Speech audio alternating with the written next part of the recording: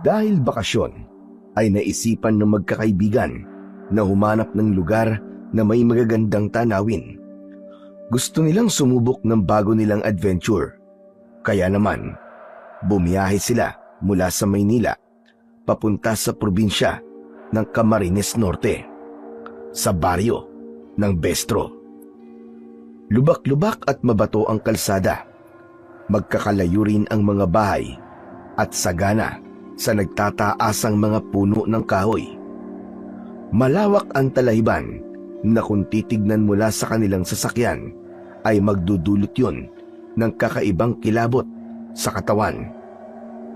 Maririnig din ang iba't ibang uri ng mga hayop na kadalasan ay sa TV lamang nila nakikita at naririnig. Sa una pa lang ng pagpaplano nila ay tutol na roon si Elena sa lakad nilang yon dahil hindi nila kabisado ang lugar na pupuntahan. Lalo pa at sinusundan lamang nila ang lokasyong nakalagay sa diaryong nabili ni Justin kung paano silang makakarating sa baryo ng Bestro. Kaya naman, kahit nasa biyahe sila, ay hindi pa rin mapakali si Elena sa kanyang upuan. Kinakabahan talaga ako sa lakad nating to, Mario. Para bang may hindi magandang mangyayari. Basta, iba talaga ang pakiramdam ko sa lugar na ito. Ay, ano ka ba naman, Elena? Masyado lamang tahimik ang lugar na ito, kaya ka nag-aalala. Sa syudad kasi, bukod sa maingay na, marami ka pang makikitang mga tao. Kahit naman sino ay matatakot sa baryong ito eh. Tignan mo nga kanina pa tayo bumabiyahe, pero wala man lang tayong nakikitang tao na nakatambay sa labas o gilid ng daan. Pero hindi na yata ito nararating ng kidlat Parang masyadong malayo ng bayan na to. Puro ka naman biro eh. Seryoso ako. Kaya nga hindi ko maiwasan ang hindi kabahan. Paano kung mapuntahan nating lugar punong-puno ng kababalaghan? Sus, Elena, yan ka na naman Umiral na naman ang pagiging praning mo. Ikaw na nga nagsabi na kababalaghan, di ba? Ang ibig sabihin nun, hindi totoo. Katang-isip lang o gawa-gawa lang ng mga taong malapit ng masiraan ng ulo. Hindi naman yun ang ibig kong sabihin, Mario Nag-aalala ko na baka ang mapuntahan natin ay ang lugar ng mga aswang. Lugar ng mga aswang? Anak naman ng putya, oo. Yan ka na naman sa mga aswang-aswang mo pwede ba? Ano ba, Elena? Bawas-bawasan mong pagbabasa ng comics at mga librong walang kwenta, Hindi totoo mga aswang-aswang na yan. Alam mo, panakot lang sila sa mga batang ayaw matulog ng maaga. Tsaka yung mga palagi naglalaro tuwing gabi. Bakit ka ba nagagalit? Hindi ko naman hinihingi ang opinyon mo. Ayaw mo lang yata akong makasama kaya gumagawa ka ng dahilan para hindi tayo matuloy sa pagpunta natin sa lugar na yun. Mario, hanggang ngayon ba may issue pa rin sa ating dalawa? Andito ko para sa mga kaibigan natin, para makatulong. Kaya lang, ibang nararamdaman ko sa lugar na ito. Huwag mo na nga lang akong kausapin. Wala rin namang patutunguhan ng usapang ito Mag-aaway lang ulit tayo. Aba, teka. Ikaw lang naman na nagsisimula ng away Kung ano-ano nung pinagsasabi mo tapos ako pa talaga may issue. Ang sa akin lang naman ngayon pa ba tayo aatras? Nandito na tayo. Huli na para sa pag-iinarte mo, Elena. Hindi ako nag-iinarte. Sinasabi ko lang kung anong nararamdaman ko. Anong tawag mo dyan? Ang hirap kasi sa'yo, palagi mo nalang pinapalaki ang gulo.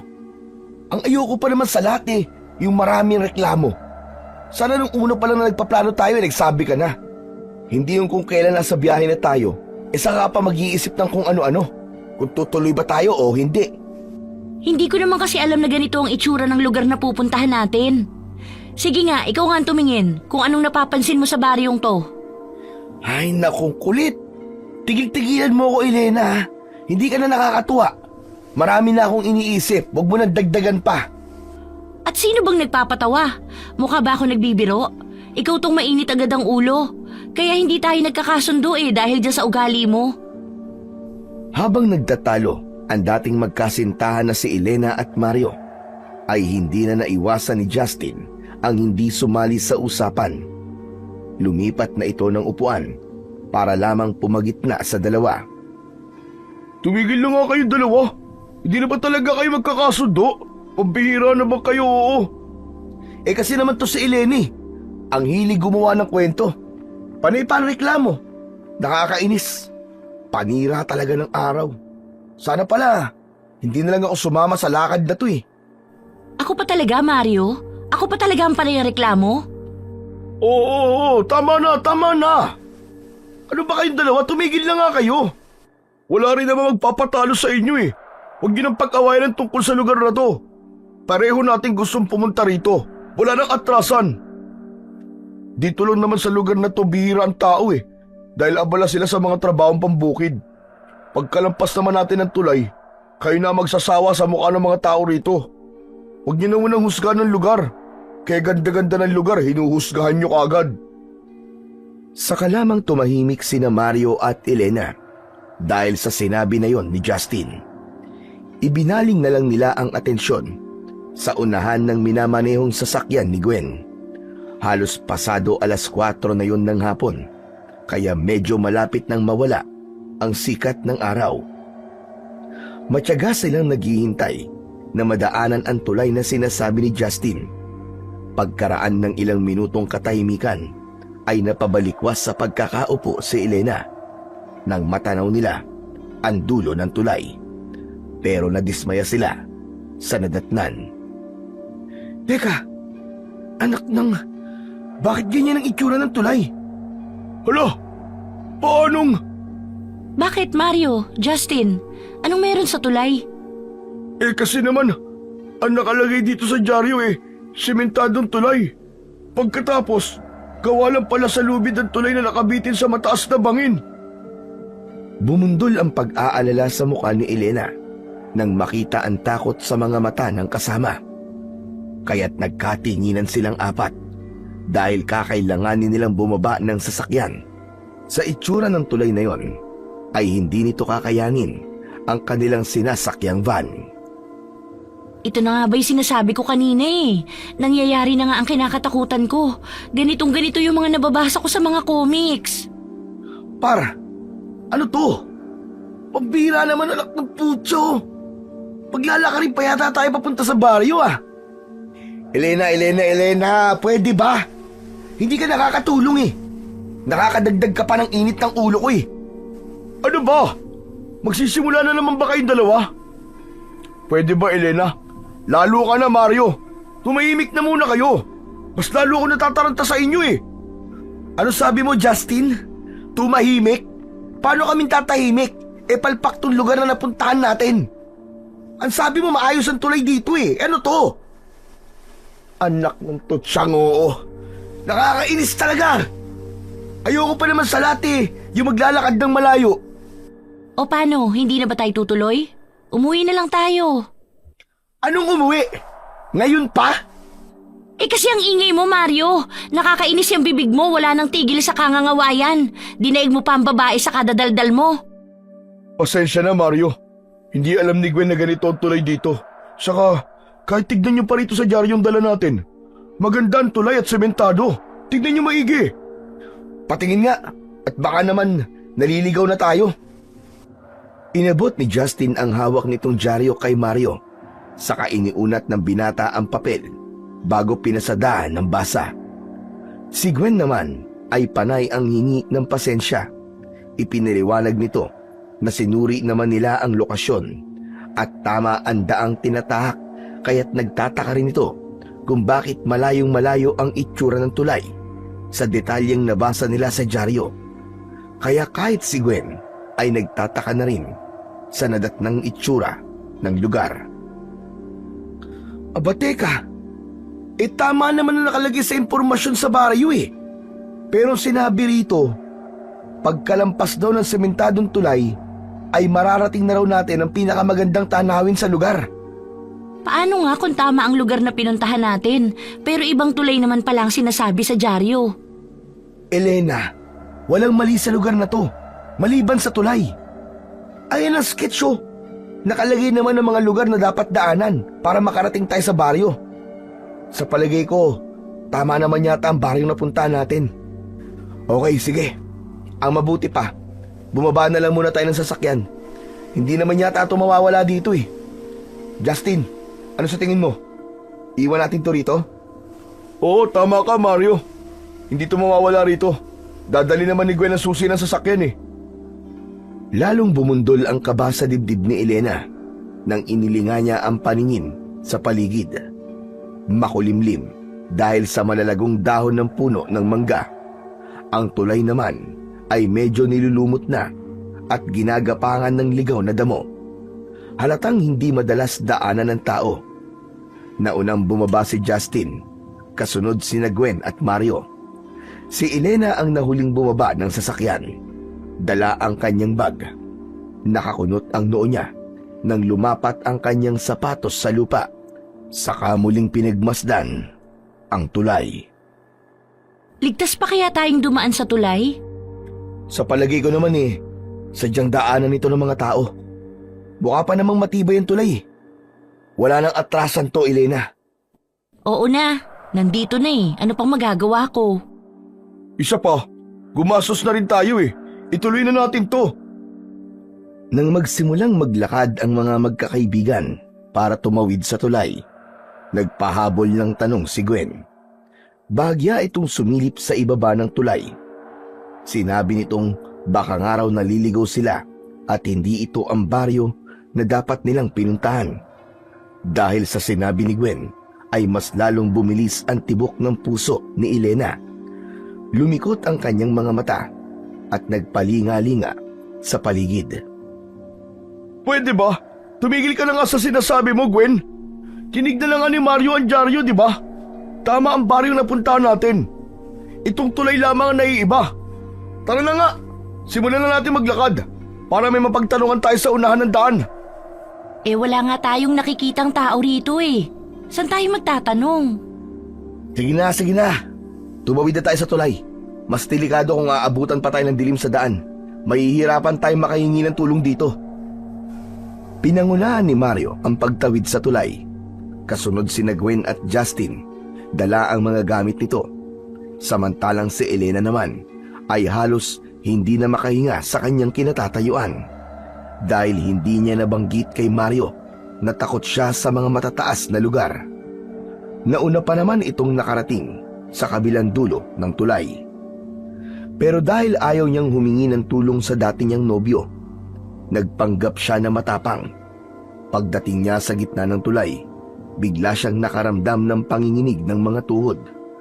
Malalamig din ang pawis na lumalabas sa kanyang noo, na halos mabingi siya sa sobrang lakas ng kabog ng kanyang dibdib. Idagdag pa ang pagsabay ng malakas na hangin na para siyang idinuduyan sa tulay. Habang ang kanyang mga kaibigan ay nakatingin sa kanya, nabakas ang pagtataka sa mukha ng mga ito. Kasunod ang kakaibang kilabot na hatid ng mga naririnig niyang ingay sa ibaba ng bangin. Parang mga bubuyog na humuhuni, na sinabayan pa ng tunog ng parang asong umaangil na garalgal ang tono. Nangingilid ang kanyang luha sa mga mata nang muli siyang sumilip sa ibaba ng bangin. Kaya hindi na iwasan ni Elena ang hindi mapalingon sa pinanggalingang sasakyan. Nagsimula na rin ang pananayo ng mga balahibo niya sa katawan. Bigla siyang humingal na nagmamadaling humakbang papalapit sa nauna niyang mga kaibigan. Ano ba, Elena? Bakit ang tagal mo tumawid? Bilisan mo na! Ikaw na lang ang hinihintay namin Sandali lang! Muling sumilip si Elena sa ibaba ng bangin, sa kadahan-dahang humakbang, habang ang mga kamay niya ay mahigpit na nakahawak sa tigkabilaang tali ng tulay. Bigla siyang nakaramdam ng pagsisisi. Hindi na sana niya itinuloy ang pagtawid sa tulay na yon. Parang may kung anong malakas na puwersa ang pumipigil sa kanya na humakbang pasulong. Kaya mas lalong nainis sa kanya si Mario at binato pa siya ng maliit na bato. Anak ng tutsyang naman, oo. Ano ba, Elena? Nakakainis ka na, ha? Kapag hindi ka pa tumawid, puputulin ko na tong tali nang mahulog ka na ng tuluyan sa bangin na yan. Akma na sanang hahakbang ulit si Elena nang biglang tumunog ang lubid na parang unti-unting bumababa ang tali. Dala ng matinding takot, napapikit na tumakbo si Elena papalapit sa mga naghihintay na mga kaibigan. At hindi nga siya nagkamali. Hindi pa man siya nakakatungtong sa gilid ng lupa ay naputol na ang tulay. Halos mabingi sila sa malakas na pagkakahampas ng kahoy sa mabatong gilid ng bangin. Mabuti na lang at mabilis kumilos si Mario. Nahawakan kagad siya nito sa braso. Pagkatapos ay hinila siya nito paitaas. Dahil sa pag-aalala sa kanya ni Mario, maigpit siya nitong nayakap. Diyos ko, Elena! Nakita mo na? Ikaw naman kasi! Kung hindi pa kita pinagmadali kanina, baka nakasama ka nang nahulog sa tulay na yan at bumagsak ang katawan mo sa mga malalaking bato. Takot kasi ako sa tulay eh. Nang mapansin ni Justin na hindi pinakakawalan ni Mario sa Elena sa pagkakayakap, ay napatighim ito. Saka lang din naalala ni Elena na yakap-yakap pa rin siya ng dating nobyo. Bitiwan mo na ako, Mario. Ayos na ako. Mabilis silang naghiwalay sa pagkakayakap, habang si Gwen naman ay napapataklob pa ng palad sa bibig nito. Pakiramdam ni Elena, biglang namula ang pisngi niya nang maisip ang eksena kanina. Saka binalingang muli ang itsura ng naputol na tulay. Naku, paano na yan? Wala na tayong matatawirang tulay. Hindi na tayo makakaalis dito. Pwede pa naman tayong tumawid, Elena eh. Kaya lang, kakailanganin natin bumaba sa bangin papunta sa kabila. Bumakas ang pag-aalala sa mukha ng magkakaibigan habang inililinga ang mga mata sa paligid. Si Gwen naman ay nagsimula ng kumilos para magsimulang maglakad, habang si Elena naman ay hindi mapakali sa mga naiisip, lalo na at hindi mawala sa isip ng dalaga ang mga nangyari kanina. Nawala lang ang kanyang pag-aalala nang biglang magsalita si Justin. Kailangan na natin umalis dito. Ngayon nasira na ang tulay. Hingi na tayo ng tulong sa mga nakatira dito. Justin, sa palagay ko wala talagang taong nakatira sa lugar na ito. Masyadong liblib na ang baryong ito kumpara sa mga nauna na nating napuntahang probinsya. Malay mo naman, kung sa unahan ng daan na ito ay may mga bahay nang nakatayo. Huwag ka na nga muna mag-isip ng kung ano-ano, Elena. Kaya ka napapahamak dahil sa ganyan-ganyan mo eh. Dahil tinatakot mo palagi ang sarili mo. Hindi ko lang talaga maiwasan ang mag-alala, Mario. Masyadong tahimik ang lugar na ito. Para bang pakiramdam ko may mga masasamang elemento na nakatira rito. Ano sa palagay mo, Justin? Ganon din ba ang naiisip niyo ni Gwen? Mukhang tama nga si Elena, Mario. Huwag tayong pakasiguro sa lugar na to. Si Gwen nga kanina pang hindi mapakali. Tignan niyo ang paligid. Wala tayong mapapansin mga punong nakatayo. Puro talahiban lamang ang nakikita natin, na halos tumataklob ang mga dahon sa makipot na daan. Ang mabuti pa umalis na tayo rito. Wala naman sigurong masama kung susubukan natin maghanap ng bahay, di ba? Nang magkasundo ang mga magkakaibigan, ay nagsimula na silang maglakad papalayo sa gilid ng bangin. Si Gwen naman ay napahawak na lamang sa braso ni Justin habang sumabay ng paglalakad sa nobyo nito. Si Elena at Mario naman ay kapwa walang imik na nakasunod sa dalawa. Pagkaraan ng ilang minutong paglalakad ay tumigil sila sa gitna ng talahiban. Muli nilang iginala ang kanilang mga paningin dahil sa wakas ay natanaw na nila ang kagubatan, pati ang ilang mga punong nakatayo sa gilid ng daan. Akma na sanang ihahakbang nila ang kanilang mga paa nang bigla silang nakarinig ng malalakas na pag-alulong ng aso sa gubat. Kasunod ang kakaibang huni na may garalgal na tono. Nakakakilabot ang tunog ng isang galit na hayop. Kaya naman, naging malikot ang mga mata ng mga magkakaibigan na luminga sa paligid ng kanilang kinaroroonan. Maya-maya pa ay muling humuni ng nakakatakot ang nilalang na may dalang kilabot sa kanilang pandinig. Parang isang tunog ng asong nakakita ng kaaway. Teka guys, naririnig niyo rin ba? Para na akong kinakabahan sa lugar na to ha. Nakakahawa ka talaga, Eleni. Teka Mario, bakit ako na naman ang nakita mo? Hindi ko kasi nakakalimutan ang mga sinabi mo kanina eh. Dahil talagang kakaiba ang lugar na ito. Justin, sigurado ka bang tama ang baryong napuntahan natin? Hindi ba talaga tayo naliligaw? Oo naman, Elena. Sigurado ako. Si Gwen naman ay nagpahabol ng sagot sa tanong ni Elena dahil ito naman ang nagmamaneho ng sasakyan. Sinabi nitong wala siyang pinalampas na detalye sa daan. Kung ayaw raw maniwala ni Elena, ay ipapakita nito ang diaryong tinutukoy ni Justin. Nagmamadaling ibinaba ni Gwen ang bag sa lupa. Saka binuksan at dinukot ang dyaryo sa loob nito. Iniabot yon kay Elena. Kahit ilang beses na itong tinitignan ni Mario at Justin, ay gusto pa rin makita ng dalaga ang nakasulat na lokasyon sa dyaryo.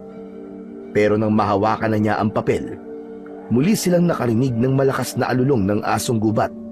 Sabay-sabay silang napalingon sa pinanggagalingan ng tunog. Sa bandang kakahuyan, kasabay ang paglipad ng mga ibon na nakahapon sa mga sanga ng puno.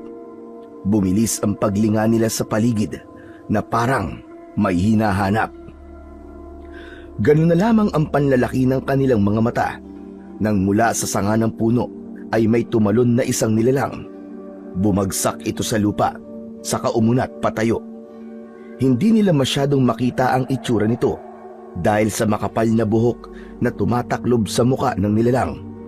Napansin nila ang natutuyo at naaagnas nitong katawan. Parang kinain ng mabangis na hayop ang laman ng halimaw dahil sa ilang mga marka ng kagat sa balat nito. Butas-butas din ang katawan na masisilip ang likuran nito. Maigpit na napahawak si Elena sa dyaryong nasa kamay niya habang umaatras papalapit kay Mario. Hindi nila inalis ang paningin sa nilalang na nakangising nakatingin din sa kanila. Kasabay ng pagtulo ng kulay itim na malapot na likido mula sa bibig nito. Kasunod ng mabahong amoy na parang nabubulok na laman ng tao. Naku po! Diyos ko! Anong klaseng nilalang yan? Aswang! Aswang sila Mario! Dahil mapupula ang kanyang mga mata. Wala siyang ipinagkaiba sa itsura ng mga aswang na madalas kong nababasa sa comics. Diyos ko!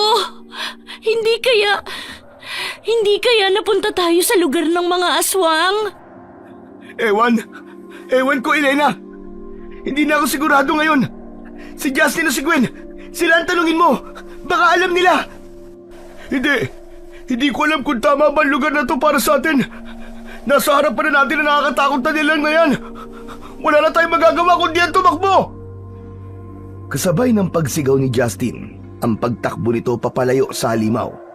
Kaya naman, napasunod na rin sila ng takbo kay Justin.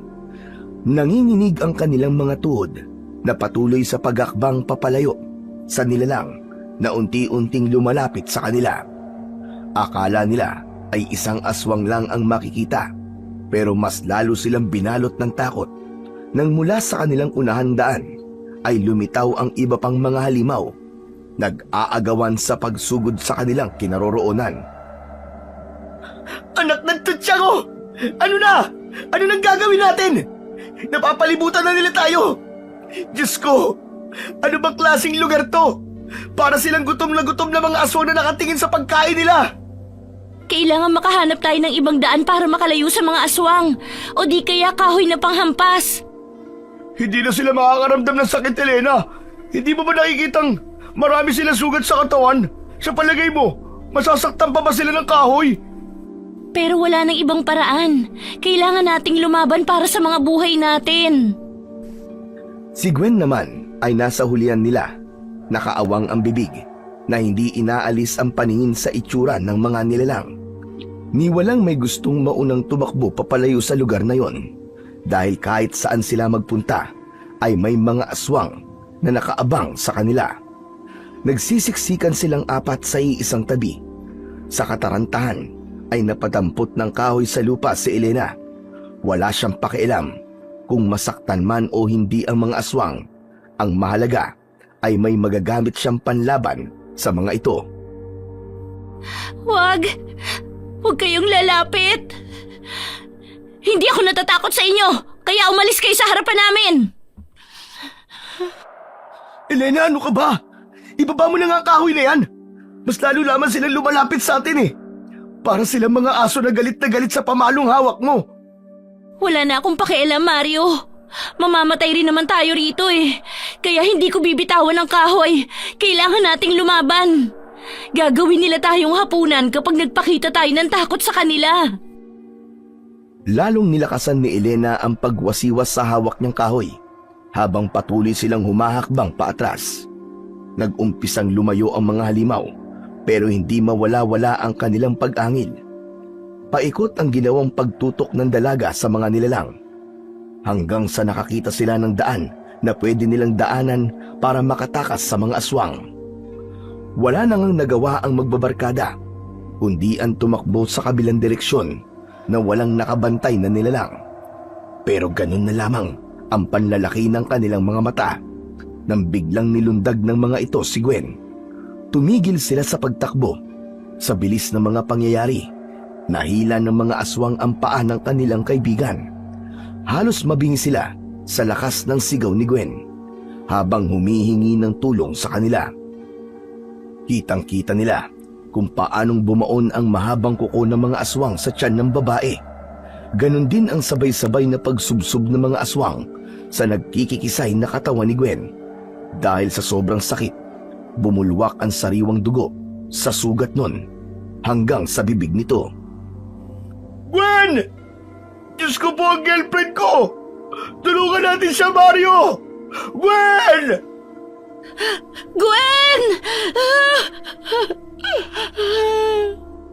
Tara na!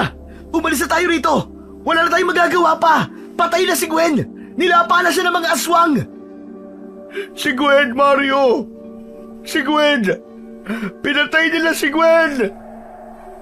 Wala na siya, Justin! Kaya umalis na tayo rito! Halika na! Tumakbo na tayo! Tara na! Tama si Mario, Justin. Kailangan na muna nating umalis dito bago pa nila tayo mapansin.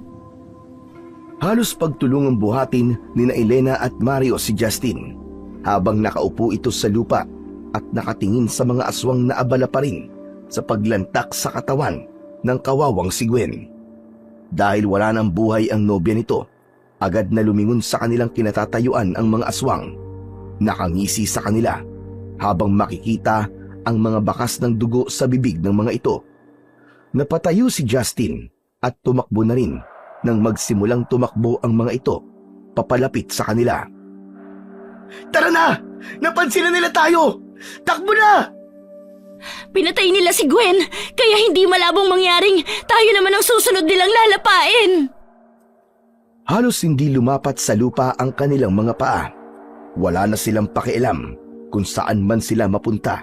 Ang mahalaga ay makalayo sa mga nilalang na humahabol sa kanila. Pero malalaki rin ang hakbang ng mga payat na binti ng aswang, kaya naging madali sa mga ito ang maabutan ang nahuhuling si Elena. Naramdaman ng dalaga ang paghila sa kanyang damit ng nilalang na nakaabot sa kanyang pagtakbo. Kasunod ang pagbalandra niya sa katawan ng punong nadaanan nila. Bumagsak siya sa gilid na daan. Gumulong siya pabulusok, paibaba, hanggang masalo ang kanyang katawan ng sanga ng puno ng bayabas na nakatayo sa gilid ng bangin. Napasulyap siya sa ibaba, natanaw naman ang malalaking bato. Elena! Elena, huwag kang gagalaw! Kung di mahuhulog ka! Pupuntahan kita dyan! Iniligtas kita! Kumapit ka na maigi! Tulungan mo ako, Mario! Mabilis na tumakbo si Mario, papalapit sa kinaroroonan ni Elena. Bakas sa mukha ng binata ang matinding pag-aalala para sa dating nobya. Maya-maya pa ay narinig nila ang kaluskos ng papalapit na mga halimaw, lalo na ang aswang na humila sa damit ni Elena. Hindi ito tuluyang nahulog sa bangin. Nakasabit din ito sa kahoy na pilit gumagapang paakyat habang umaangil na nakatingin sa kanya. Dumampot ng kahoy si Mario, saka inihampas sa kamay ng aswang. Ilang beses itong pinagpapapalo ang katawan ng aswang bago ito tuluyang nakabitiw sa kahoy. Maya-maya naman ay si Justin ang narinig nilang sumisigaw. Mario! Elena, bilisan nyo! Dito tayo, dali! Dito tayo dumaan! Pinagtulungan ni na Mario at Justin na hilahin pa itaas si Elena, papunta sa direksyong itinuturo ni Justin. Pero hindi pa man sila nakakahakbang, ay bigla silang nilundag ng aswang. Dala ng matinding takot, pinagtulungan suntukin ni na Justin at Mario ang halimaw. Inihulog nila ito sa bangin at siniguradong bumagsak ito sa malalaking bato sa ibaba. Kaya lamang, hindi nila napansin ang pagdating ng isa pang aswang. Kaagad na inatake ng kagat nito si Elena. Naramdaman ng dalaga ang pagbaon ng pangil nito sa kanyang balikat. Dala ng matinding takot ay malakas siyang napasigaw, kaya't napalingon sa kanyang gawi sina Mario at Justin. Nanlalaki ang mga mata ng mga ito nang makitang nakasubsob pa rin ang aswang sa balikat niya.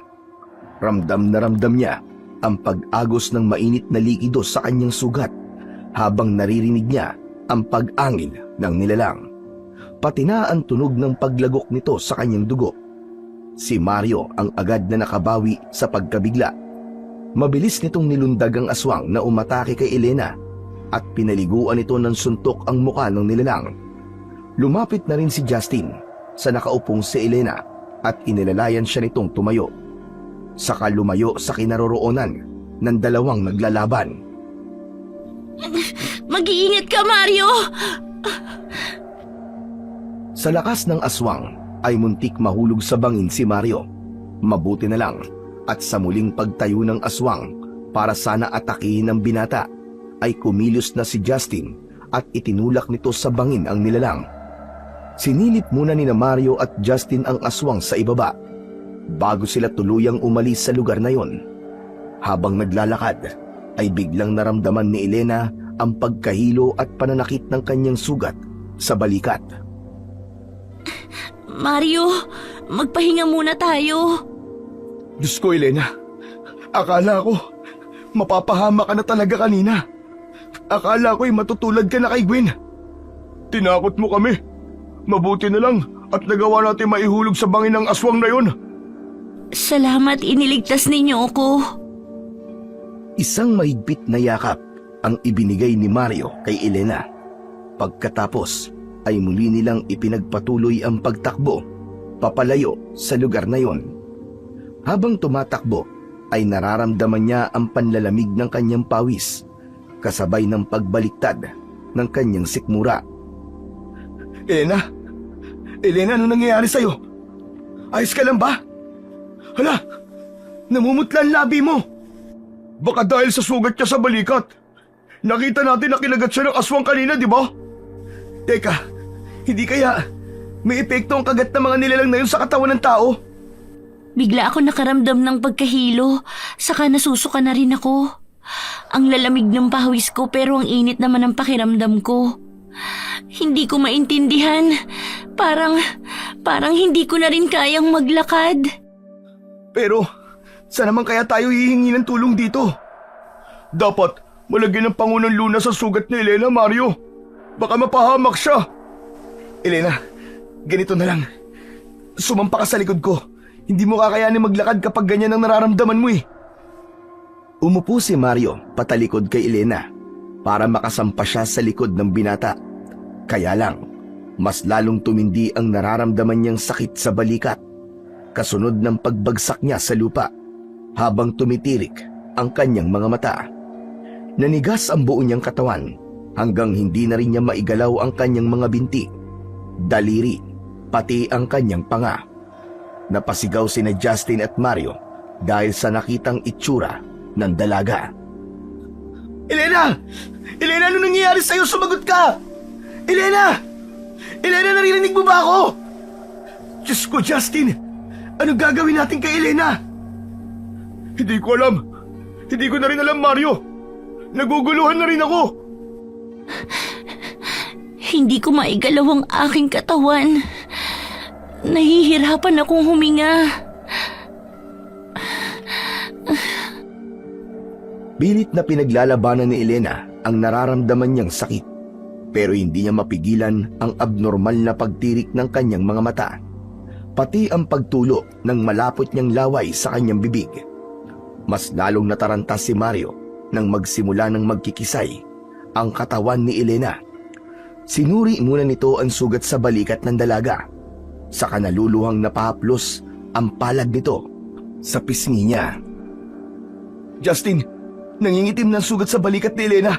Tulungan mo ko." "Sige na, tol. Isampa mo siya sa balikat ko. Hahanap tayo na mahihinga natin ng tulong." "Sige, tol." Naramdaman ni Elena ang kamay ni Justin na umalalay para isampa siya sa likod ni Mario. Saka tumayo ang binata at sinimulan ng maglakad. "Elena, lakasan mo lang ang loob mo ha. Makakahanap din tayo ng tutulong sa atin. Nag-aalala na ako sa iyo eh. Kung pwede lang sana, lumipat sa akin ang kagat ng aswang ay gagawin ko." "Huwag ka na nga muna mataranta, Mario. Alam ko malalampasan to ni Elena. Makakaalis din tayo sa lugar na to." Kahit malalakas ang boses nila Justin at Mario, ay hindi na magawang magsalita ni Elena. Naninigas na rin ang kanyang panga. Ang ungol na lamang ang nagagawa niya para humingi ng tulong sa mga kaibigan. Habang ang palad naman ni Justin ay nararamdaman niyang nasa likod niya at nakaalalay sa kanya. Kahit nakapikit ang mga mata, ay alam niyang malalaki ang hakbang ng mga paa ni Mario habang tumatakbo. Dinig na dinig niya ang malakas na paghingal ng binata para lang makahingi ng tulong sa mga taong una nilang makikita. Pero lumipas na ang ilang minuto sa pagtakbo ay wala pa ring nakikitang tao sina Mario at Justin. Muling naramdaman ni Elena ang muling pagbaliktad ng kanyang sikmura. Hindi na niya napigilan ang kanyang sarili na mapasuka sa braso ng binata. Ni konting pandidiri at pagrereklamo ay wala siyang narinig mula rito. Sa halip, nanginginig na boses ang kanyang narinig kay Mario. "Elena! Elena, magsalita ka! Ano nangyayari sa'yo? Elena! Diyos ko, tulungan niyo kami! May tao ba dyan? Tulungan niyo kami! Tulungan niyo kami! Tulong! Tulungan niyo kami!" "Elena, sumagot ka! Ano nararamdaman mo? Imulat mo mga mata mo, pakiusap! Gumising ka, Elena! Elena! Elena, gumising ka!" Tanging ungol lamang ang naitugon ni Elena sa tanong ni Mario.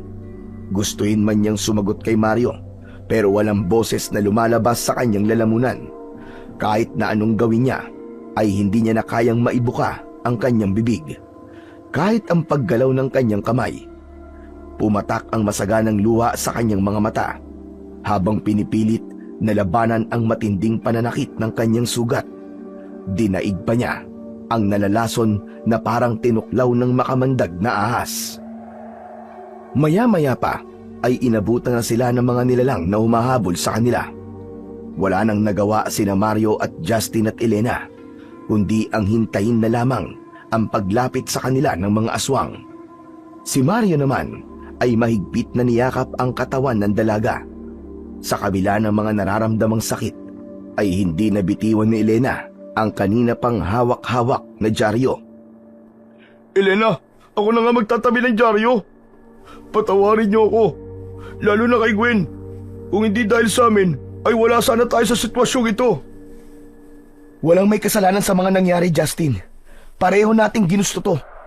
Ang Diyos na lamang ang bahala sa atin ngayon. Pero bago yun, gusto kong malaman mo, Elena, ano man ang mangyari, ay hindi kita iiwan. Magkasama tayong mamamatay dito." Akma na sanang susugod ang mga halimaw sa kanilang kinaroroonan nang biglang may dumating na isang magandang babae. Sa tingin nila ay halos kasing edad lamang nila ito. May mga dala itong basket na merong laman na kulay puting bulaklak na sampagita. Mabilis na umarang sa kanilang unahan ang babae at pagkatapos ay isinaboy nito sa mga nag-uumpokang mga aswang ang isang dakot na bulaklak ng sampagita. Kumalat sa hangin ang mabangong amoy ng bulaklak na nagpatigil sa mga aswang na magtatangka sanang umatake. Hindi na napigilan ng mga aswang na hindi magtaklob ng palad sa kanilang ilong. Umaatras ang mga ito ng hakbang at umaangil na parang asong nasasaktan. Ang ibang aswang na tinamaan ng sampagita ay natumbas sa lupa habang habol ang sariling hininga. Kitang-kita nila ang paninigas ng katawan ng mga aswang habang gumagapang papalayo sa babaeng walang tigil sa pagsaboy ng bulaklak. Ilang minuto ang lumipas ay tuluyan ng nakalayo ang mga halimaw. Iniwan ang mga kasamahan na nasusunog ang katawan na parang kahoy habang nakabuka ang bibig. Magmadali kayo! Buhatin niyo ang kasama niyo! Dadaling ko kayo kay Lola Sada! Kailangan maagapan ang pagkahalat ng lason sa katawan niya! Salamat sa tulong mo, miss. Ako si Leia. Sige na, buhatin niyo na ang kasama niyo. Hindi magtatagal ay matutunton nila ang kinaroroonan natin dahil sa amoy ng dugo mula sa sugat niya. Saka lang din naintindihan ni Elena na ang kanyang nararamdaman ay galing sa lason ng kagat ng aswang. Sobra siyang nagpapasalamat sa babaeng tumulong sa kanila at kahit nakapikit siya ay nakikita niya na hindi maglalayo ang edad nito sa kanya. Naramdaman din niya ang pag-angat ng kanyang katawan sa damuhan nang buhatin siya ni Mario, habang si Justin naman ang kumuha ng kanyang bag at hawak na dyaryo. Malalaki ang mga hakbang ng mga paa na nagsimula silang sumunod kay Leia. Panay ang linga nito sa paligid na madalas pa rin ang pagsaboy ng mga bulaklak sa bawat gilid ng kanilang dinadaanan, habang sumasama sa hangin ang mabangong amoy ng bulaklak ng sampagita. Nasa paligid lang ang mga aswang. Hindi sila titigil hanggat hindi nila kayo napapatay. Pambihira. Totoo pala talagang may aswang. Hindi kaagad ako naniwala kay Elena. Hindi pa ba aswang ang mga nilalang na kumakain ng tao? Bilisan ninyo dahil nasa panganib ang buhay ng kasama nyo. 2 o 3 oras lamang ang itatagal niya. Kapag hindi siya naagapan, matutulad na rin siya sa mga aswang na umatake sa inyo kanina. Nang marinig ni Mario ang sinabi ng dalaga, ay mas binilisan pa nito ang paghakbang ng mga paa, habang si Elena ay unti-unti nang hinihila ng antok at pamimigat ng talukap ng kanyang mga mata. Pagkalipas ng kalahating oras nilang paglalakad, ay narating na nila ang bahay nila Leia. Kahit nakapikit si Elena, alam niyang puro bulaklak ng sampagita ang nakatanim sa bakuran ng bahay ng babae. Lalong tumindi ang amoy ng mabangong bulaklak na sumasama sa simoy ng hangin. Lola, tulungan niyo po kami. May sugatan dito. Kailangan ng tulong niyo. Naramdaman ni Elena ang pagpasok nila sa loob ng bahay hanggang sa paglapat ng kanyang likod sa katre na gawa sa kawayan. Maya-maya pa ay narinig niya ang boses ng isang matandang babae. Nako, Diyos ko kang bata ka. Sino naman ang mga kasama mo? Nagdala ka na naman ng pasyente. Teka. Malalim ang sugat ng babaeng ito sa balikat Siguro inatake kayo ng mga aswang. Tama kayo, Lola. Nakita ko po silang inaatake ng mga aswang kanina. Nakagat po ang kasama nila. Sa palagay ko po ay kumalat na rin ang lason sa katawan niya. Tulungan niyo po kami, Lola. Parang awa niyo na po. Iligtas niyo po si Elena. Nakagat po siya ng aswang Hindi na po siya nakakapagsalita. Talagang hindi siya makakapagsalita dahil naparalisa na ang buo niyang katawan. Dahil sa epekto yan ng kagat ng aswang, apektado rin ang kanyang boses. Sandali lang at kukuha lang ako ng mga bulaklak ng sampagita sa labas. Ikaw naman, Leia, kumuha ka ng plangganang may malinis na tubig at tela para malinisan ang sugat ng babae. Saglit na umalis ang matanda sa harap nila, pati ang babaeng inutusan nito para kumuha ng mga gagamitin panggamot sa sugat ni Elena. Nang bumalik ang matanda, ay may dala na itong isang dakot na mga dahon at bulaklak ng sampagita. Inilapag yun ni Lola Sada sa ibabaw ng lamesa, saka kinuha ang maliit na bayuhan o lusong na gawa sa bato. Pagkatapos ay inilagay nito ang mga gamot sa loob ng lusong, saka dinikdik nito ng paulit-ulit hanggang sa ito ay madurog. Pagkaraan ng ilang segundo ay naramdaman ni Elena ang paglapat ng gamot sa kanyang sugat, maging ang pagdating ni Leia na mabilis na pinunasan ang kanyang katawan ng malamig na basang tela. Si Mario naman ay mahigpit na nakahawak sa kanyang kamay. Konting tiis na lang, Elena. Malapit ka nang gumaling. Lakasan mo lang ang loob mo. Alam kong kaya mo yan. Lola, bakit nga po pala bulaklak at dahon ng sampagita po ang inilalagay niyo sa sugat ni Elena? Dahil ito ang pinakamabisang gamot sa lason mula sa kagat ng aswang. Kung hindi ninyo agad siya nadala rito, ilang oras lang hindi na niya kayo makikilala. At siya mismo ang kakain sa inyong laman loob. Talaga po palang nakakahawang laway ng aswang.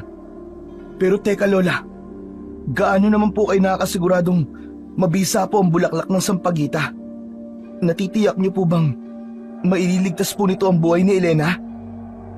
Si Leia na ang sumagot sa tanong ni Mario habang ibinababa nito ang palanggana sa tabi ng higaan ni Elena. Huwag kayong mag-alala, subok ko na ang bisa ng gamot dahil nakagat na rin ako ng aswang. At ang dahon at bulaklak lamang ng sampagita ang madalas na inilalagay ni Lola Sada sa sugat ko. Maraming salamat po talaga sa tulong niyo. Utang po namin sa inyo ang aming buhay. Bakit ba kasi napunta kayo rito? Alam niyo bang bihira lang ang nakakalabas dito ng buhay? Ako nga dito na tumanda. Hindi na ako nakaalis sa lugar na ito. Nasanay na rin naman ako sa pamumuhay rito. Marami namang nakatira sa baryong ito. Kaya lang kung gusto ninyong humaba ang buhay ninyo, magtanim kayo ng mga halamang sampagita at huwag na kayong aalis sa tirahan nyo. Teka, ang ibig niyo po bang sabihin, may mga bahay palang nakatayo rito? Ang buong akala po namin wala na po kami mahihinga ng tulong kanina Magpasalamat na lang kayo at napadaan si Leia sa kinaroroonan nyo. Saka layo-layo ang mga bahay dito kaya mahihirapan talaga kayong humingi ng tulong sa iba. Hindi kagaya ng nangyari sa akin noon. Naubos ang pamilya ko nang hindi nakahingi ng tulong sa ibang tao. Habang nakapikit si Elena, ay naririnig niya ang paggaralgal ng boses ni Lola Sada. Hindi niya tuloy maiwasan ang hindi malungkot para sa matanda.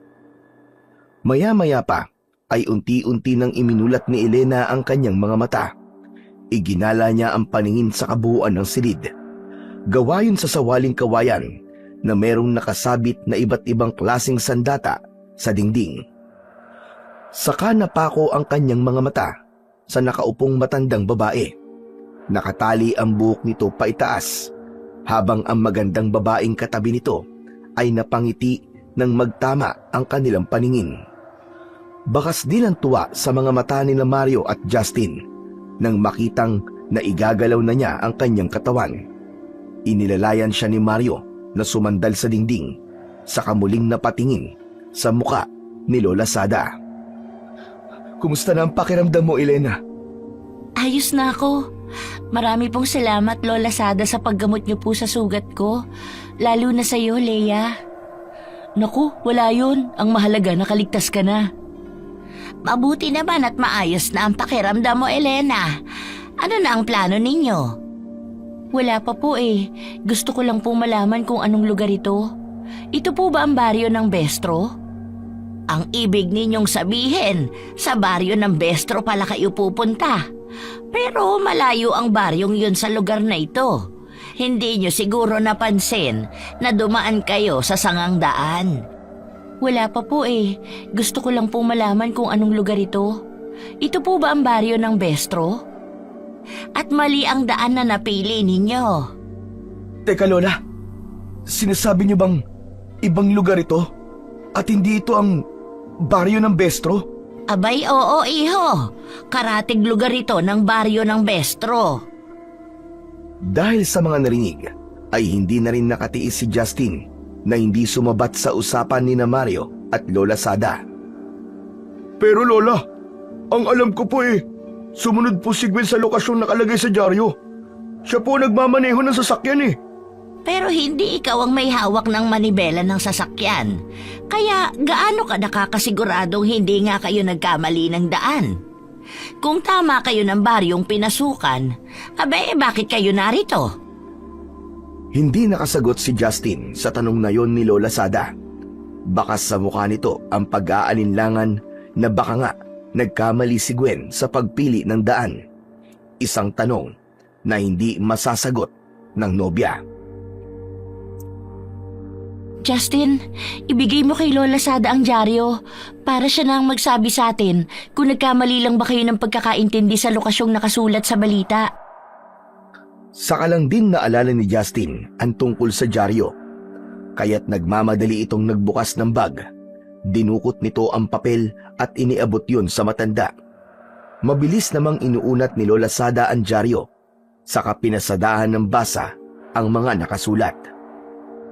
Nako, naliligaw nga kayo dahil ang lugar na sinasabi sa balita ay tungkol sa magandang tanawin ng Bestro. Pero napunta kayo rito sa baryo ng Bestor, ang baryong iniiwasan ng mga tao na puntahan. Dahil sa mga ilang dayuhang pumasok dito na bigla na lamang nawala at patuloy na hinahanap ng kanilang mga pamilya. Hindi ninyo tinapos basahin ang balita hanggang sa huli. Dala ng matinding pag-aalala ay kinuha ni Elena ang hawak na dyaryo ng matanda. Sa kanya binasa ang nakasulat. Halos manlaki ang kanyang mga mata sa mga nabasa. Kung mabilisan ang gagawing pagbabasa, hindi nga naman mapapansin ang pagkakahawig ng salita kung hindi agad naiintindihin. Pero huli na, dahil kahit na anong gawin nila, hindi na sila makakabalik sa kanilang sasakyan. Kaya nga mag-iingat kayo sa mga lugar na pupuntahan nyo. Katulad ng nangyari sa akin, parang pareho lamang tayo ng mga naging dahilan kaya tayo napadpad sa lugar na ito. Ang Bestor at Bestro ay magkatabing barangay. Pinaghihiwalay lamang sila ng sangang daan. Marami ang nagkakamaling pumunta sa lugar na ito, kaya marami ang napapahamak. Totoong maganda ang baryo ng Bestro. Kaya lang nakapagtatakang dito pa rin sila napupunta sa baryo ng Bestor. Ngayon na lamang naging malinaw sa amin kung bakit magkaiba ang tulay na sinasabi sa balita. Dapat pala nagkaroon na kami ng hinala na maling baryo nga ang aming napasukan. Huli na para sa pagsisisi. Ang isipin nyo kung paano kayo makakaalis dito. Pero nasira na po ang tulay, Lola. May alam po ba kayong ibang daan? Nako, wala na akong alam na ibang daan kundi sa tulay lamang. Kung naputol na ito, kakailanganin ninyong bumaba ng bangin para tumawid. Pero Lola, sa lugar pong yun, doon namatay ang nobya kong si Gwen. Pinatay po siya ng mga aswang na yun. Medyo mahihirapan nga kayong bumalik sa lugar na yon dahil pakiramdam ko malapit lang sa tulay ang kuta ng aswang.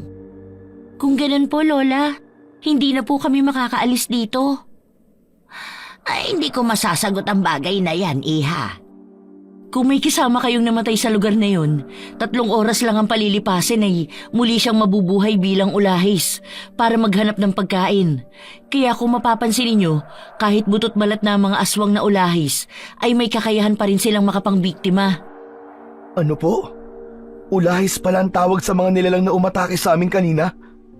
Kaya pala napansin kong butas-butas na ang katawan nila, na parang nilapa muna ng bababangis na hayop bago naging aswang.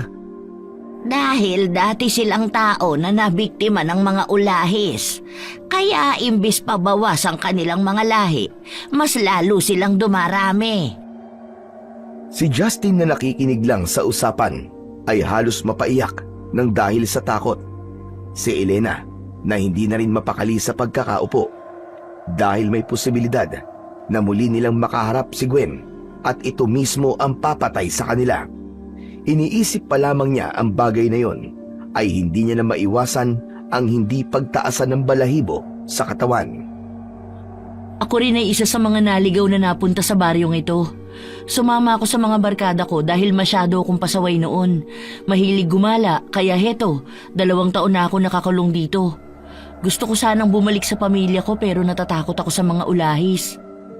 Katulad ng sinabi ko, mahihirapan tayong makaalis dito. Lalo pa ngayon na patuloy silang nadadagdagan ng kampon. Pero napapaisip pa rin po ako, Lola. Bakit po kaya takot po sila sa bulaklak ng sampagita? Dahil nasasaktan sila sa mabangong amoy ng sampagita. Hindi sila nakakahinga at pwede rin silang masunog. Mas mabisa ang bulaklak kapag ang magsasaboy nito ay may suot ng mutya ng sampagita. Maaari silang pahirapan at mamatay. Ano po bang itsura ng mutya ng sampagita? Saglit lang iha at kukunin ko. Ipapakita ko sa inyo. Muling tumayo si Lola Sada sa pagkakaupo. Saka naglakad papasok sa silid nito. Si Leia ang unang bumasag ng kanilang katahimikan nang biglang magsalita ito. Ang totoo niyan, ako ang unang inalok ni Lola Sada ng mutya ng sampagita. Kaya lang hindi naging maganda ang epekto nito sa katawan ko. Naparalisa ang aking kamay at binti. Ang sabi ni Lola, hinigop daw ng mutya ang enerhiya ko sa katawan. Hindi naman ako interesado sa mutya. Pero paano kung ang mutya na lang ang pag-asa ninyo para makaalis dito? Teka Leia, sinasabi mo bang malaki ang may tutulong ng mutya para makaalis kami rito? Oo. Si Justin ay agad ding napalapit ng upo para lang marinig ang pinag-uusapan ni Leia at Mario, habang si Elena naman ay nahulog na rin sa malalim na pag-iisip. Teka, wala na ba talagang ibang paraan, Leia? Sasagot pa sana si Leia sa tanong ni Justin, pero lumabas na sa kwarto si Lola Sada. May dala itong isang maliit na kulay pulang bag, saka naupo sa upuang paharap sa maliit na lamesa. Heto ang kulay puting bato. Tanggapin mo, Elena. Sa palagay ko karapat dapat ka sa mutya. Teka, sandali lang po Lola. Nabanggit po ni Leia sa amin na hindi to pwedeng hawakan ng sino mang babae na hindi nakatakdang magmana ng mutya. Baka po mapahamak si Elena niyan. Huwag kang mag-alala, Mario. Sigurado na ako sa sinasabi ko. Pero paano niyo pong nasisiguro, Lola? Kanina, habang ginagamot ko si Elena, nilagyan ko ng orasyon ng mga bulaklak at dahon ng sampagita para mapabilis ang paggaling niya. At nakita ko kung paanong lumiwanag ang katas ng gamot sa sugat niya. Pero Lola Sada, wala naman po kami nakitang liwanag sa gamot kanina. Ako lang ang nakakakita sa liwanag. Si Elena ang naiiba sa mga dalagang ginamot ko. Kaya sigurado akong siya na ang matagal ko nang hinihintay na magmamana ng mutya ng sampagita. Sige Elena, pakiramdaman mo ang sugat mo sa balikat. Sabihin mo kung may nararamdaman ka pa ring sakit. Diyos ko, paano nangyari yun, Lola? Dahil ikaw ang itinakda, Elena. Hala, kaya po ba mabilis bumalik ang lakas ni Elena, Lola? Oo, kaya masaya akong malaman na may pag-asa na tayong makaalis sa lugar na ito. Pero parang hindi ko po kaya, Lola. Kaya mo yan. Walang imposible sa taong gustong makaligtas sa mga aswang. Sige na, tanggapin mo na itong mutya. Iniabot ni Lola Sada kay Elena ang mutya. Kaya nang lumapat ang bato sa palad niya, ay kitang-kita niya ang kulay puting liwanag na nanggagaling sa mutya. Wala naman po kami nakikitang liwanag sa bato, Lola. Dahil si Elena lang ang makakakita sa liwanag ng mutya. Sandali lang, Lola Sada. Makikita rin po ba ng mga aswang ang liwanag na nanggagaling sa mutya? Oo, masisilaw sila at masasaktan. Kahit anong armas na mahahawakan ng tagapagbantay ng mutya ay magkakaroon din ng lakas at liwanag na papatay sa mga kalaban. Paano po kayo nagkaroon ng mutya ng sampagita, Lola Sada? Katulad mo rin ako, Iha. Bigla rin akong kinagat ng aswang sa balikat. Saktong nangyari yun sa gitna ng taniman ng sampagita. Nakita ko ang nagliliwanag na bato sa ilalim ng halaman, sa mismong ugat nito. Kinuha ko yon at nakita kong kumaripas ng takbo ang mga ulahis. Para silang napapaso sa liwanag ng bato. Kaya po pala, nagtatanim kayo ng maraming sampagita dito sa bakuran nyo. Tama ka dyan, Mario. Dahil nagamit ko ang mga bulaklak sa pagpapagaling ng sugat ko. Ano pong nangyari, Lola, pagkatapos niyong gamutin ang sugat niyo? Sinimulan kong magtanim ng sampagita at inilipat ko ang halaman sa aking bahay. Pero habang hawak ko ang bato, nararamdaman kong nanghihina ako. Kaya alam kong hindi talaga para sa akin ang mutya. Akala ko po isinasabit lang ang sampagita sa altar. Pero meron pa pala tong mas mabisang kakayahan. Oo, dahil sa mabango nilang amoy ay nasusuka naman ang mga aswang. Nakakaramdam sila ng panghihina ng katawan.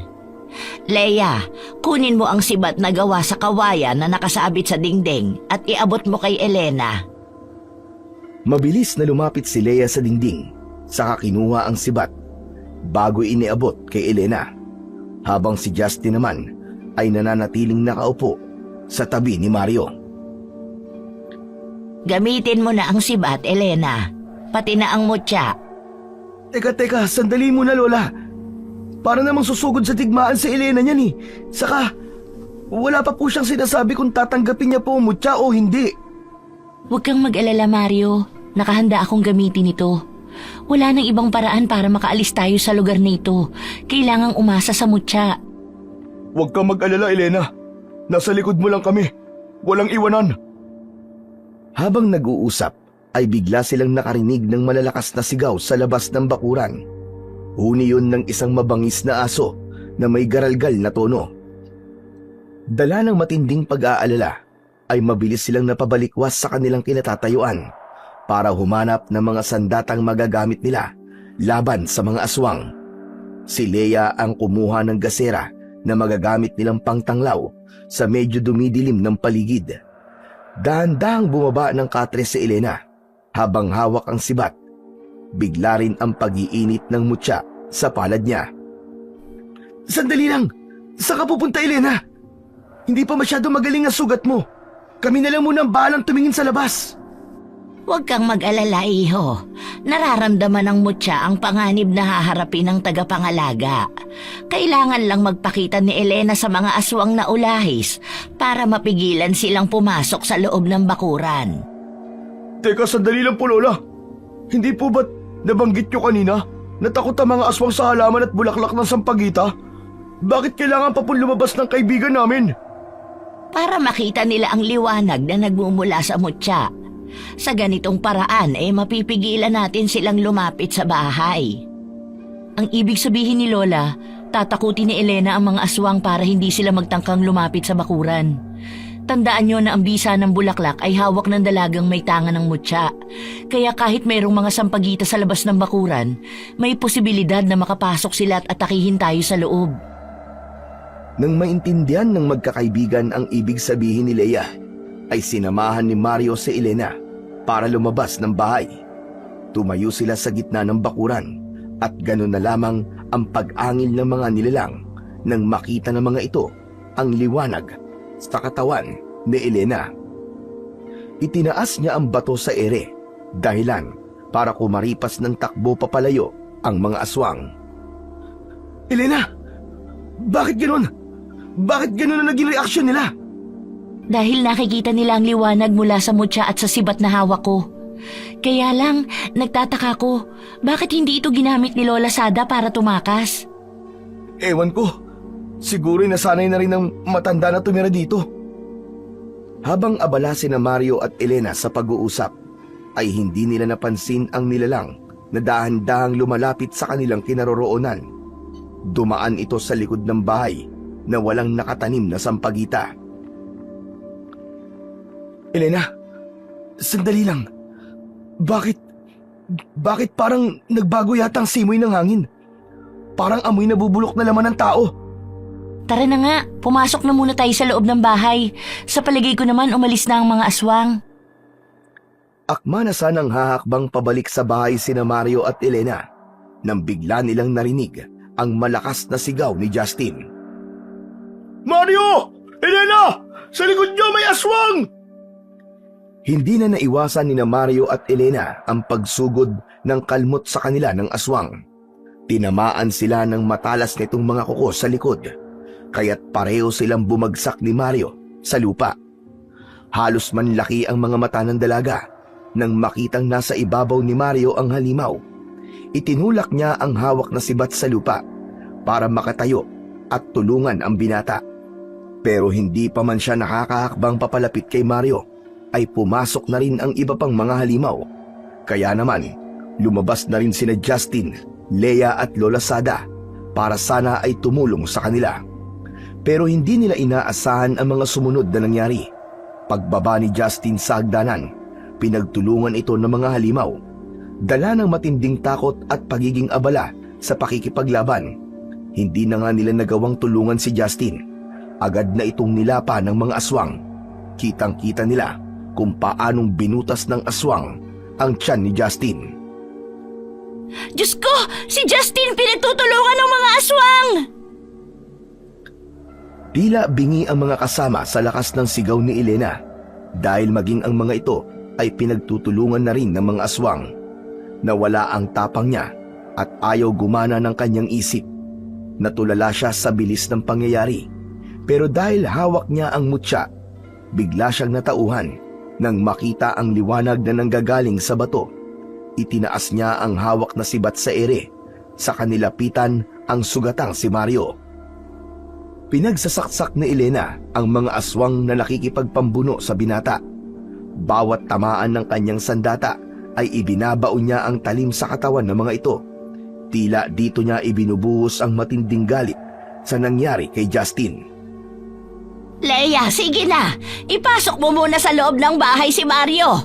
Kami muna ang bahala dito sa labas. Hindi ko na malayang nasira na pala nila ang proteksyon sa paligid ng aking bakuran. Gamit ang itak ni Lola Sada, ay nakipaglaban ito sa mga aswang. Habang si Elena naman ay muling inatake ang mga ulahis. Panay din ang tulo ng kanyang luwa sa mga mata. Sa tuwing makikita ang nakahandusay niyang kaibigan, hindi niya ito nagawang mailigtas sa kamay ng mga aswang na ulahis. Puntiryahin mo ang kanilang leeg, Elena. Nandun ang kanilang kahinaan. Ingatan mo ang iyong mutya dahil kapag nakuha nila yan sa'yo, dito na tayo maililibing ng buhay. Pinakinggang mabuti ni Elena ang mga sinabi ng matanda. Saka muling umatake sa mga kalaban na wala pa ring tigil sa pag-angil na parang nauulol na aso. Ilang minuto pa ang lumipas habang nakikipagpambuno sina Lola Sada at Elena ay biglang tinalunan ng aswang ang matanda. Dala ng matinding pag-aalala ng dalaga para sa matanda. Itinaas niya sa ere ang hawak na sibat saka itinarak sa aswang na umaatake sa matanda. Lumabas ang malakidlat nitong liwanag kasabay ng muling pagsaksak niya sa leeg ng aswang. Bumaon ang talim ng kanyang sibat sa laman ng aswang at kitang-kita niya ang unti-unting pagkasunog ng katawan nito. Pagtingin niya sa paligid ay wala nang natitirang halimaw sa loob ng bakuran. Ngayong napalabas mo na ang kapangyarihan ng mutya, sa palagay ko ay makakaya nyo nang maglakad pabalik sa tulay. Teka, Lola Sada, malalim po yata ang sugat nyo sa balikat. Patawarin niyo po ako kung hindi ko kayo kaagad natulungan. Ano ka ba? Huwag mong sisihin ang sarili mo. Alam kong nabigla ka sa dami ng aswang na nakapasok sa bakuran. Bago ka lang sa mutya, Elena, kaya hindi mo kagustuhan ang mga nangyari. Wala na po si Justin. 2 na sa mga kaibigan kong pinatay ng mga aswang, Lola. Kaya mas lalo kang magpakatatag. Bigyan mo ng hustisya ang nangyari sa mga kaibigan mo. Abang naglalakad sina Elena at Lola Sada papalapit sa nakahigang si Justin, ay pumatak na ang masaganang luha sa mga mata ng dalaga. Nakita niyang nakadilat ang mga mata ng kaibigan habang nakabuka ang bibig nito. Napaluhod si Elena sa tabi ng kaibigan at hinaplos niya ng palad ang mga mata nito para ipikit. Patawarin mo ko, Justin. Hindi kita nailigtas. Hindi ko alam kung paano namin ipapaliwanag sa mga magulang niyo ni Gwen ang mga nangyari sa inyo. Ay, Diyos ko. Bakit nangyari sa inyo ito? Pagkatapos humingi ng tawad, ay pansamantalang iniwan nila ang katawan ni Justin sa lupa para tignan naman ang kalagayan ni Mario. Pagdating nila sa loob, ay nadatnan nilang nakahiga ang sugatang binata. Pinupunasan na ito ni Leia ng basang tela sa katawan. Mario, ayos ka lang ba? Konting tiis na lang. Gagamutin ka na ni Lola. Mahigpit na hinawakan ni Elena ang kamay ni Mario, habang si Lola Sada naman ay mabilis na naghanda ng mga gamot para sa sugat ng binata. Kaya lang, katulad sa naging epekto ng kagat sa tao ng aswang, naranasan din ni Mario ang abnormal na pagtirik ng mga mata. Nagkikisay itong hindi makapagsalita. Bumundol ang kaba sa kanyang dibdib sa pag-aalala dahil alam niya kung gaano kahirap na labanan ang lason na laway ng aswang. Lola! Pakibilisan niyo po! Nahihirapan na po si Mario! Paulit-ulit na tinawag ni Elena si Lola Sada na pumasok lamang sa kusina, pero hindi na ito nakabalik. Nagkatinginan silang dalawa ni Leia na bumakas na rin ang pag-aalala sa mukha nito. Sa kanya lang naalalang may sugat din pala ang matanda sa balikat. Halos magkasabid-sabid ang mga paa nila sa pagsilip sa matanda papunta sa kusina. Halos manlaki ang kanilang mga mata nang madatnan nilang nakahandusay sa sahig si Lola Sada. Nagkikikisay ang katawan na bumubula ang bibig nito habang nakatirik ang mga mata at namimilipit sa sakit. Hawak pa nito ang mga gamot na ilalagay sana nito sa sugat ni Mario. Diyos ko, Lola Sada! Naku! Paano na to? Anong gagawin natin, Elena? Hindi ba't matagal ka nang nakasama ni Lola Sada? Baka naman kaya mo nang gumawa ng gamot. Pero may kasamang orasyon ng gamot o di kaya ay may bisa ng mutya. Ikaw na lang, Elena, ang gumamot sa kanila. Ako na lang ang kukuha ng mga bulaklak ng sampagita sa labas. Agad na naglakad palabas ng bahay si Leia habang naiwan si Elena sa tabi ni Lola Sada. Hindi niya inaalis ang paningin dito, maging ang kanyang kamay na nakahawak sa palad nito. Ilang sandali pa ay bumalik na si Leia, dala ang mga dahon at bulaklak ng sampagita. Heto, dinala ko na rin ang lusong. Diktikin mo muna sa kailagay sa mga sugat ni Lola. Pagkatapos ay si Mario naman ang isusunod nating gagamutin. Bahala na, alam ko magagawa mong iligtas sila, Elena. May tiwala ako sa'yo. Kaya gawin mo ang lahat na makakaya mo para mapigilan ang lason sa katawan nila. Isinilid muna ni Elena ang mutya sa kanyang bulsa, habang ang sibat ay isinandal niya sa gilid ng lamesa. Mabilis ang ginawa niyang pagdidikdik sa mga dahon at bulaklak, saka inilagay sa sugat ni Lola Sada. Pagkatapos ay nilapitan naman niya ang nakahigang si Mario. Nadatnan niyang bumubula na ang bibig nito, habang walang tigil sa pagkikikisay ang katawan. Konting tiis na lang, Mario. Makakauwi na tayo. Nakikiusap ako, wag mo kong iiwan. Tayong dalawa na lang ang natitira, kaya lumaban ka. Alam ni Elena na kahit may nararamdamang sakit si Mario, ay naririnig nito ang mga sinasabi niya. Nang tuluyang malagyan ng dalaga ang sugat ng binata, ay agad ding nawala ang pagkikikisay ng katawan nito. Maya-maya pa ay parang nawalan ito ng malay sa pagkakahiga sa katre. Dala ng matinding pagod ni Elena, nakatulog na rin siya sa tabi ni Mario. Hindi alam ni Elena kung gaano siya katagal na nakatulog sa tabi ni Mario. Basta't pagmulat ng kanyang mga mata ay medyo madilim pa rin ang paligid. Naririnig niya ang boses ni Mario na tinatawag ang pangalan niya. Elena! Elena, gumising ka! Aalis na tayo! Hindi tayo dapat manatili sa lugar na to! Elena! Iniangat ni Elena ang kanyang muka para makita si Mario. Saka kinusot-kusot ang mga mata. Sumilay ang ngiti sa labi ni Mario nang magtama ang kanilang paningin. 4:00 na madaling araw. Kailangan na nating umalis para maglakad papunta sa tulay. Kanina pa tayo inihintay sa labas ni Leia at Lola Sada. Kumusta na si Lola? Maayos na ang kalagayan niya, kaya huwag ka na mag-alala. Natitiyak daw niyang babalik ang mga umatake sa atin kagabi, kaya kailangan daw nating umalis dito. Nagdala na sila ng mga bulaklak ng sampagita, kaya bilisan mo, tara na!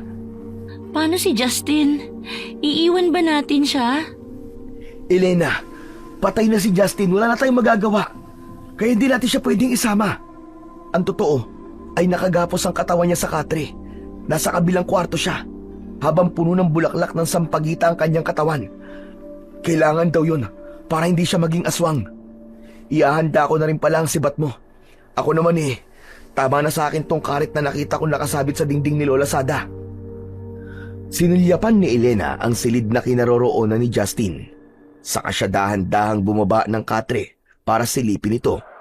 Pagkatapos makapagpaalam, ay saka sila nagpasyang lumabas ng bahay.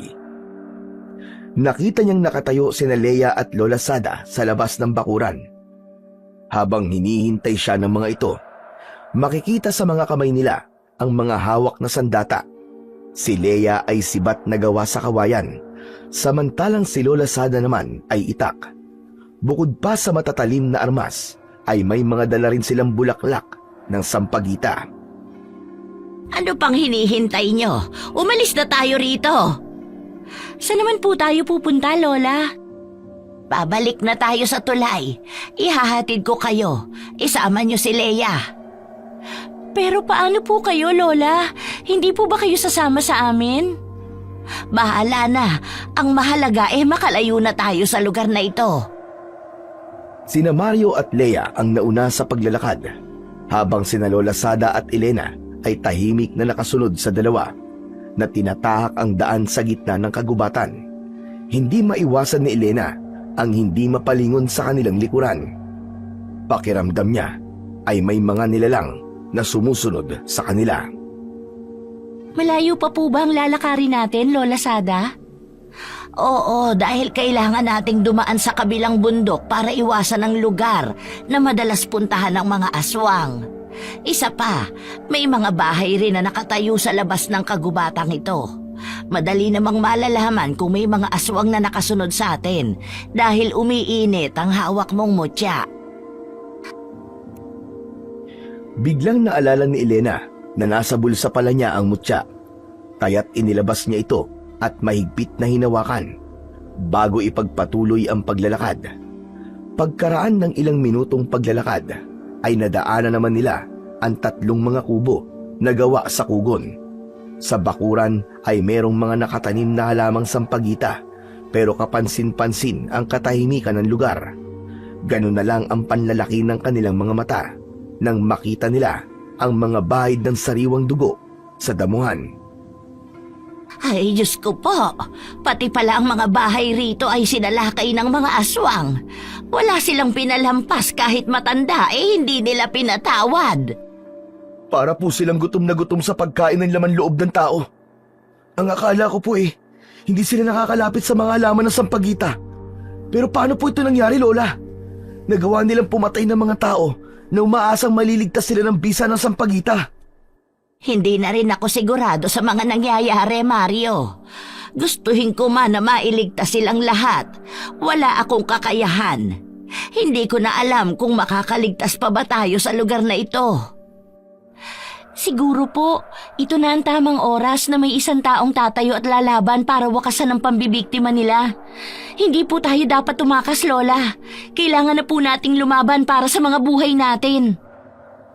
Tuluyan nang tumigil sa paglalakad sina Leia, Lola Sada, Mario at Elena para lapitan ang mga bahay. Wasak ang dingding at nagkalat ang mga gamit sa lupa. Indikasyong nanlaban pa ang mga taong nakatira sa kubo. Napakuyom na lamang ng palad si Elena habang pinagmamasdan ang itsura ng paligid ng bahay. Hindi po kami aalis dito, Lola, hanggat hindi napapatay ang mga aswang. Hindi ko na po hahayaang may isang Gwen at Justin pa ang mamatay sa baryong ito. Kung hindi pa natin sila mapipigilan, marami pa pong buhay ang kukunin nila. Pero teka, Elena, masyado mapanganib ang iniisip mo. Tama si Elena, Mario. Siguro ay panahon na para tapusin na ang patuloy na pangbibiktima ng mga ulahis. Tutulong din po ako kay Elena, Lola. Marami na po tayong nasaksihang pinatay ng mga aswang. Tama lang po na tapusin na ng tagapagmana ng mutya ang mga halimaw na pumatay sa mga tao rito. Nang magkasundo sila sa kanilang mga gagawin, ay inipon nila ang mga bulaklak ng sampagita sa bawat bakuran ng bahay. saka inilagay sa kani-kanilang mga basket. Pagkaraan ng ilang minuto ay saka sila nag-umpisang maglakad papunta sa lugar kung saan iniwan nila ang kanilang sasakyan. Naniniwala silang sa lugar ding yun magpapakita ang mga halimaw. Malapit na po lumiwanag ang paligid. Mas mapapadali ang pagpuksa natin sa mga aswang kapag sumikat na ang araw. Diyan ka nagkakamali, Elena. Hindi sila nasasaktan sa sikat ng araw. Tanging sampagita lang ang kayang manakit sa kanila. Nandito na po tayo, sa malawak na talayban. Dito pala kayo dumaan. Kakailanganin nating bumaba sa bangin para makatawid sa kabila. Pero mahihirapan po kami, Lola Sada. Wala na po bang ibang daan? Wala na, Mario. Ito lang ang nag-iisang daan patawid sa kabilang tulay. Pero bago yon, maghintay muna tayo sa pagdating ng mga aswang. Sinilip muna nila Elena at Leia ang ibaba ng bangin. Habang nakatingin sa ibaba, ay hindi inaasahan ng dalaga na makikita nila roon ang mga aswang na ulahis. Abala ang mga ito sa paglapa ng katawan ng baboy ramo. Diyos ko, kaya pala nang tumawid ako ng tulay na ito ay may narinig akong tunog ng pag-angil. Yun pala, dito sila nakatira. Nasa ibaba ng bangin ng mga aswang, Lola. Agad na lumapit sina Lola Sada at Mario sa tabi nilang dalawa ni Leia.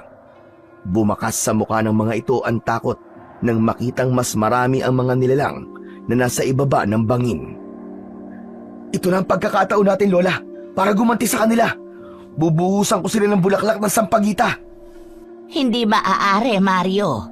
Mas mahihirapan tayo kapag sabay-sabay silang umatake. Lalabanan natin ang mga ulahis gamit ang ating mga sandata at ang bulaklak ng sampagita. Sa tulong ng aking mutya, uubusin ko ang lahi nila.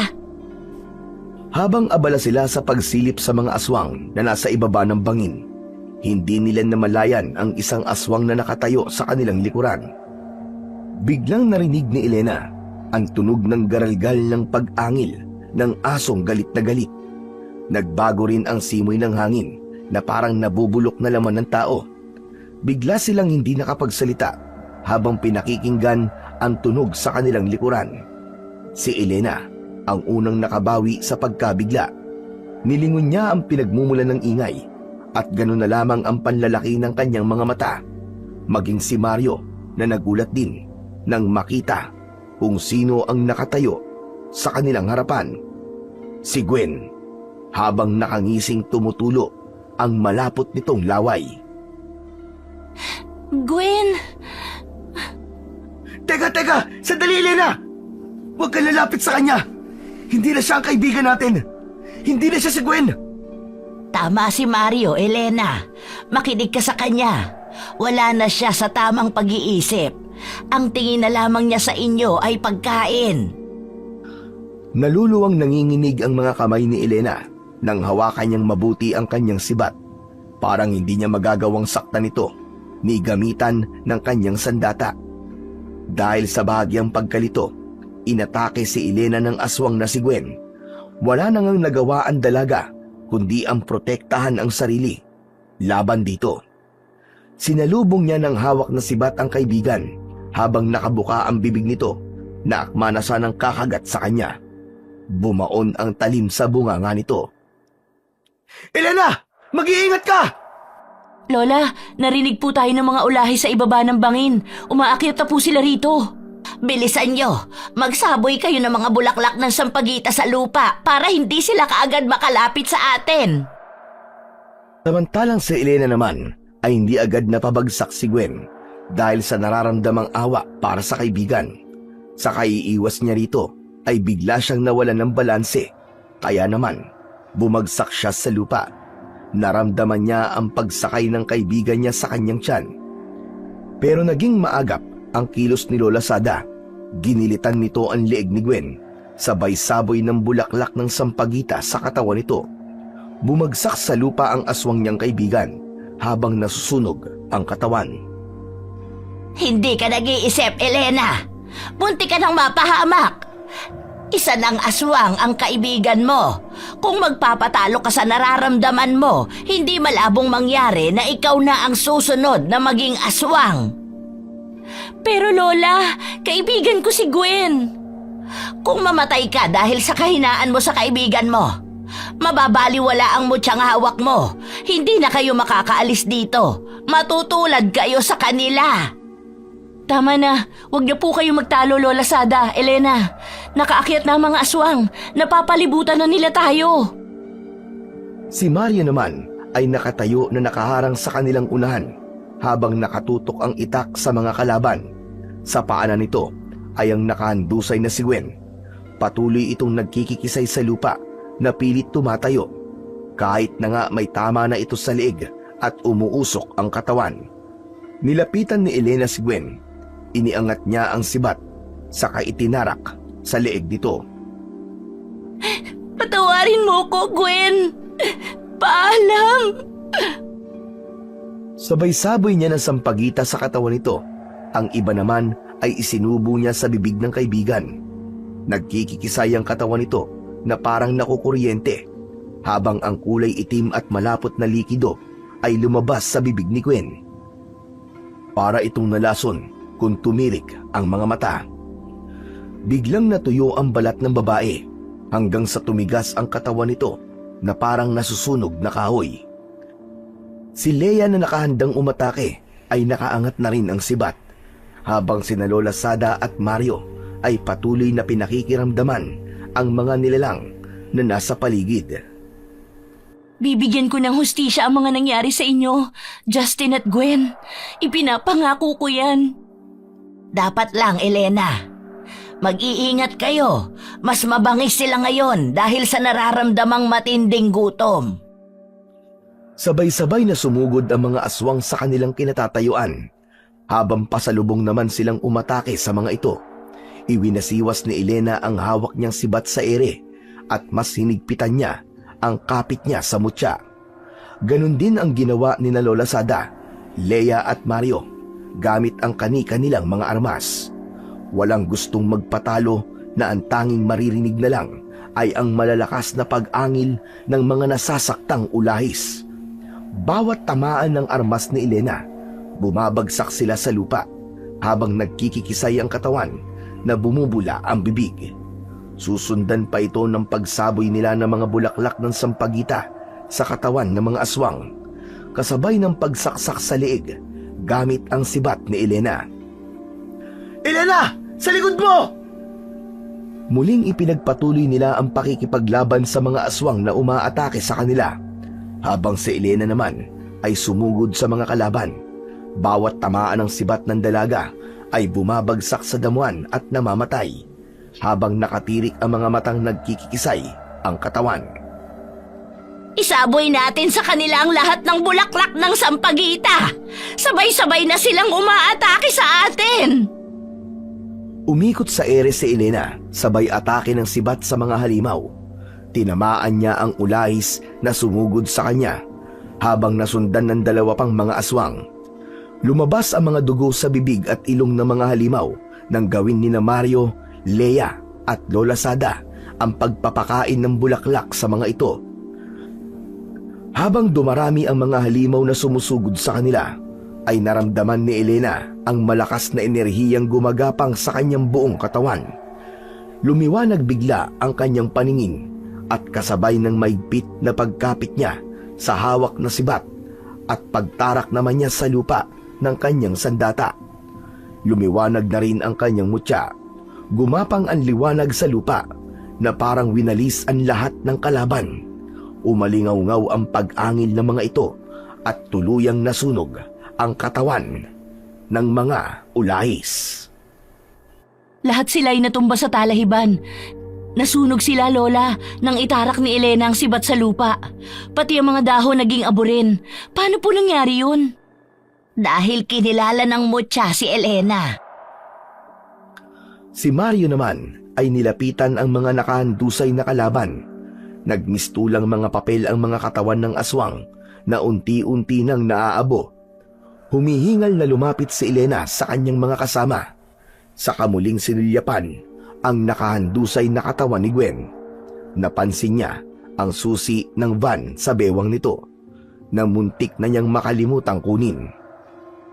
Hindi kami makapaniwalang may ganong kakayahan ang hawak mong sibat, Elena. Lola, hindi po dahil sa sibat, kundi sa hawak ko pong mutya. Binuksan ni Elena ang kanyang palad at ipinakita sa matanda ang kulay puting bato.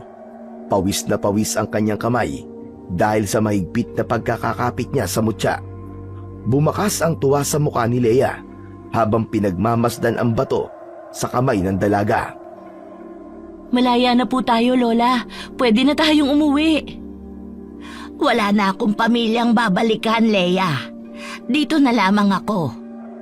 Sumama na lamang po kayo sa amin, Lola Sada. Siya nga naman po, Lola. May sarili po akong bahay. Wala na rin naman akong mga magulang. Maaga po kasi ako naulila sa ama at ina. Sumama na lang po kayo sa amin ni Mario. Teka, paano naman ako? Bumisita ka na lang sa amin o di kaya kami ang pupunta sa inyo. Isa na tayong buong pamilya ngayon. Para na tayong magkakapatid at si Lola Sada na ang bago kong lola. Kasama ba ako sa magiging kapatid mo? Siyempre hindi. Ibang usapan ang tungkol sa ating dalawa eh. Ang saglit na kasayahan ay napalitan ng lungkot nang maalala ni Elena ang nangyari sa mga kaibigan. Hindi nila alam kung paano ipaliliwanag sa pamilya ni Gwen at Justin ang tungkol sa mga nangyari sa kanila. Mas buo po sana ang saya ko, Lola, kung nandito po ang mga kaibigan ko. May mga dahilan kung bakit nangyari ito sa kanila.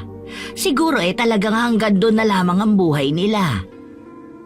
Muling sinilyapan ni Elena ang mga nakahandusay na bangkay ng mga aswang sa lupa at natanaw ang kabilang gilid ng bangin kung saan ay nakita niya ang naputol na tulay. Bumaba sila sa bangin para makatawid sa kabila kasama sina Leia, Lola Sada at Mario. Mabibigat ang mga hakbang ng mga paa na pumasok sila sa loob ng sasakyan. Binuhay ni Mario ang makina ng van saka pinaandar ito papalayo sa lugar na yon. Nang makauwi sa kani-kanilang tahanan sina Mario, Leia at Elena, ay inireport nila sa pulis ang mga nangyari. Dito na nga nila nadiskubre ang pambihirang mga aswang na nabubuhay sa baryo ng Bestor. Magmula ng araw na yon ay hindi na muling pinag-usapan ang tungkol sa baryo. Tanging ang mga pulis at pamilya ni Justin at Gwen ang nakakaalam tungkol sa mga aswang na ulahis, habang si Lola Sada naman ay kasama sa bahay ng dalagang si Elena. Habang lumilipas ang maraming taon, patuloy na naghihilom ang kanilang mga sugat dahil sa mga kagat ng aswang na ulahis. Ngunit ang sugat na nilikha nito sa kanilang mga puso at ang nakakakilabot na karanasang yon ay hinding-hindi nila makakalimutan kailanman.